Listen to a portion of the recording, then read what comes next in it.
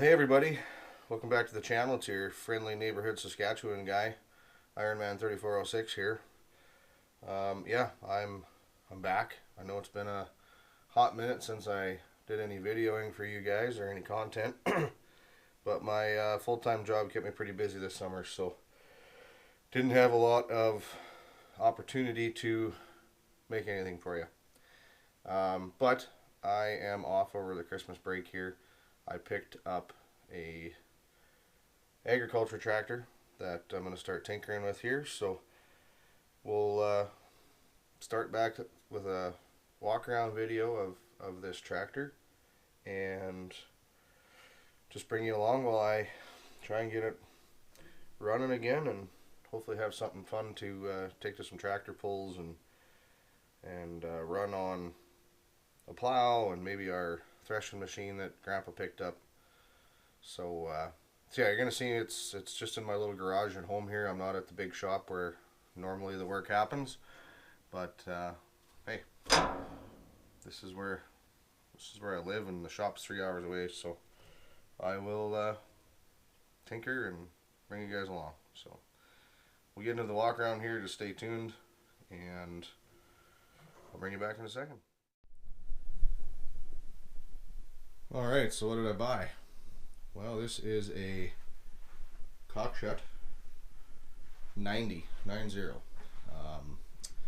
This is technically an Oliver 90, but to sell them in Canada, they branded them as Cockshutts and painted them red. So this is the exact same thing as a Cockshutt 90 if you're familiar with one of those. So we'll give you a walk around here. Go over some of the details, some of the things that I have to repair on it, and we'll see if we can't get it running. So. Alright, so we will start right at the serial number tag, just so everybody can get in and see. It's going to be tough to see probably, I can't get super close, but serial number is 511890, Cockshutt 90. That puts it at a 1944. Now if you guys are going to go on tractor data and confirm to see if I'm right or wrong, you're not going to be able to look under Cockshutt. You actually have to look under the Oliver 90 section, and that's where you find it. There won't be any Cockshutt 90s listed under the Cockshutt 90 or the Cockshutt tractor data page. So it is a 4-cylinder 7.3 liter engine.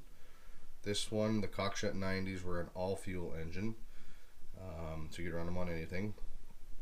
Got the magneto here.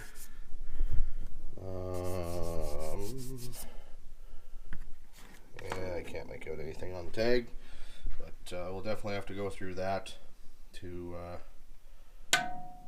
make sure we're getting spark. The wires look like they're getting a little bit frayed, so maybe change those too. What's it got for engine oil? There's oil in it. It's always helpful. This tractor hasn't ran in about 45 years. It's been sitting in a garage. Thank goodness. That's probably what saved it in as good a condition as it is. Equipped with a starter. That was a good option to have. Generators here. Looks like we're missing a belt. Got the main belt in the back there. I'm gonna have to do some figuring here. I don't know if you can tell on the camera, but it doesn't look like any of that lines up. So I'll have to see why the belt doesn't line up on this thing. Oh wait. Actually, so this is gear driven here. Sorry about the light. I don't know how to hold this thing better. A little dark on this side of the shop. So this accessory drive here is gear driven, so there'll just be one little belt that goes from that accessory drive up to the generator. All the original wiring is still on this, it looks like, for like the headlights and whatnot. Looking at the hood here, there's a little bit of a crack there that I'll have to repair. I do have the side curtains, both side curtains for the engine. They're right down there. You can see one's green again due to all of our nature. some of the parts on here, like that throttle linkage, is green because obviously replacement parts were needed at some point, and all of ours were just as ready. Brand new front tires. They were put on by the previous owner. We got the hand crank out front. They left those on even though they had electric start. Big cast Cockshutt in the top of the radiator tank. And then kind of one unique thing is, I don't know if you'll be able to see it very good through but the canvas is still on the roll here, and there's all these notches. So to keep it warm, you could pull these little tabs and then raise that canvas so that you could retain heat if you were running in the winter. Both original front headlights, radiator tank cap. Come over to this side here. So again, the engine side of things. I have drained the coolant out of it already because it sat outside when it was getting a little bit below freezing, so I didn't want to chance it. I didn't know what the quality of the antifreeze was like. Marvel Shibler, however you say it, carburetor. That's going to come off for sure because we got to make sure it's all clean. The manifold, you can see we got the hot cold heat box there, again because it's an all-fuel tractor. You'd start it on like distillate and flip it over to kerosene so you could get things warm. I am going to have to probably take the manifold off though. Hopefully it shows up in the light here, but we do have a hole right here in the manifold, so I will get that off and assess. Hopefully I can just patch it. Manifolds aren't real easy to find for these things. Again, here's another look at that new tire. You can still see the sticker there's left. So brand new front tires. Looks like the rims are new as well. That's pretty good looking paint. Pre-cleaner, oil bath pre-cleaner, air cleaner. Pretty standard of the day. I do have the exhaust pipe. I just had to take it off to get it into the shop here. As we keep moving back, we get underneath into where the fuel lines and gauges and everything hook up into. Everything looks pretty good under there. The fuel tank could probably come off as well so that I can make sure it's clean. Fenders, the only spots on both fenders is right on these corners. Right here, there's a crack. So it should be easy to fix that bodywork, but otherwise these fenders are like just beautiful. They're not dented up real bad or nothing. You know, they're really good shape. Usually down on the bottom here they're all dented and gross, so lucked out with the quality of the fenders. Rear wheels, they're weighted up. There is fluid in the tires right now as well. I'll probably get rid of the fluid. I don't like that stuff. You can see what it does to the rims and things like that, so I'll probably see if I can find a tire shop that wants to come suck it out. Drawbar, a little bit of a bend on this bracket here. Not a big deal. That can come off and get straightened fairly easy. Drawbar, nothing out of the ordinary there. It's a drawbar. If we look at the other fender, virtually the same thing. You can see a little bit of the Cockshutt 90 decals left there on the rear of the fender, which is kind of nice. Again, some of the remnants of the old decals there, probably some operation instructions, things like that. There is a cool patent tag. Cool patent tag right here on the back of the transmission case. Not sure what it was for. PTO guard, green. Again, that was a replacement piece that somebody had to find at some point, and green was the color. Up on the operator platform, so big steering wheel, throttle right next to it. Head, you've got the ammeter with a light bulb there to shine on it.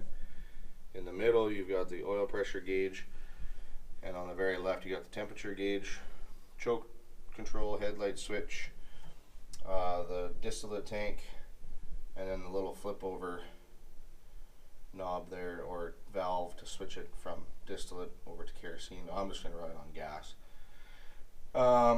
Lever there in the corner be for engaging PTO or the belt pulley. Got the handbrake up here.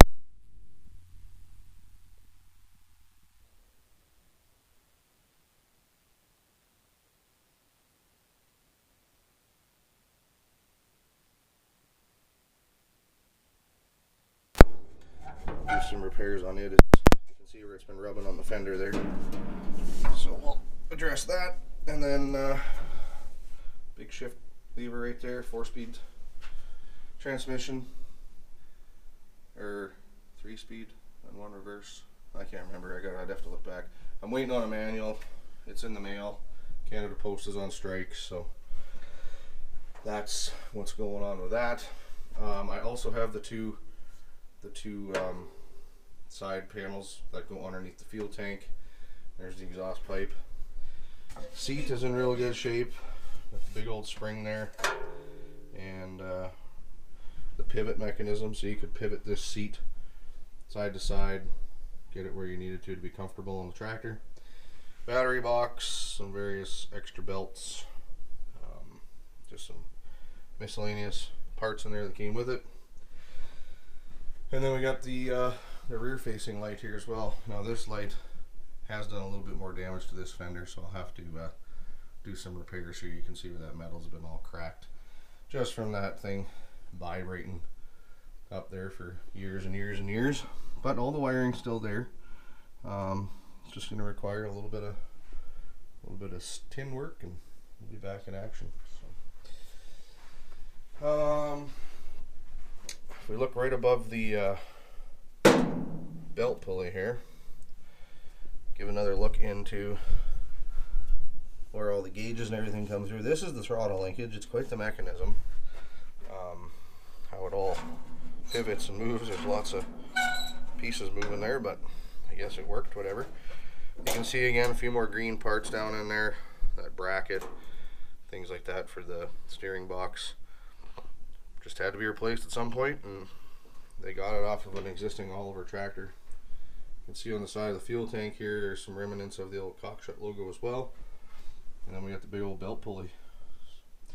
One other fender repair, this screw is broken, the bolt. So I'll fix that up, and we'll get a running tractor here. So what else can I tell you about it?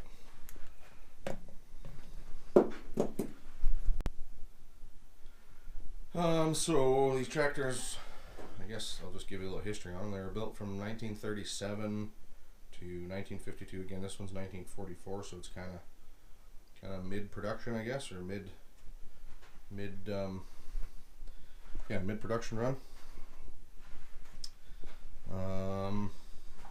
Let's see. Again, I think I said it's 7.3 liter 4-cylinder Cockshutt, 4 3/4 bore, 6 1/4 stroke. Rated RPM 1125. Drawbar horsepower on the 90 was 22 horsepower. Belt was 44. Now the 99, the only difference really between a 90 and a 99 is the cylinder head. Some engine stuff. The 99 was a gasoline only tractor, so it made a little bit more horsepower. So 7,000 pound tractor, so it should make a pretty good puller, especially with the added weights. Like I say, I'm going to get rid of the fluid, but should make a good puller either way. Front tires are 7.5 by 18, and the rears are 46 by 12, in case anybody was curious about that. But yeah, that's really the quick and dirty walk around. Again, we're gonna start with getting the carburetor and that manifold off, the hood off, start assessing the engine stuff to start with, figure out where we're at mechanically, and then start addressing some of the cosmetic stuff. I don't know if I'm going to paint this thing or not. Kind of like the look of it right now, because it's in, like, the tin and everything is in such good shape, aside from the few little spots that I need to fix. I don't know, I kind of maybe like that patina, so we'll see. I'll maybe throw a comment, see what maybe I'll cater to the YouTube world and whatever you guys think. This front cover here does need a few fender or little cosmetic repairs as well. It's been run into something at one point and whatnot, but that's pretty normal. And since I know somebody's gonna ask, or more than one person are gonna ask, the Cat 60 is still in the works. I got some engine parts here in my little garage as well, so that I can keep tinkering away on that. But I do have the jugs, push rods, basically all the internal engine components, the rotating stuff, pistons, rods. So that'll be, don't worry, 60's coming. It's still gonna be coming. They're a little bit of a slow process. It's hard finding pieces and parts for them. So if anybody here has worked on a 60, you'll know exactly what I'm talking about. So anyway, we're gonna go on and get started on this Cockshutt. The next video we'll start getting into tearing this thing apart anyway, and see where we're at. So again, I apologize for the length that I have been absent on YouTube. Just like I say, my full-time job still pays the bills. I'm nowhere near a YouTube star to make this my full-time gig, so my full-time job needs to come first. So with that, I will sign off, and we'll see you guys next time when we start tearing into this tractor, and hopefully we can make a runner out of it. So thanks for watching. I'll catch you next time. Don't forget, I am Iron Man.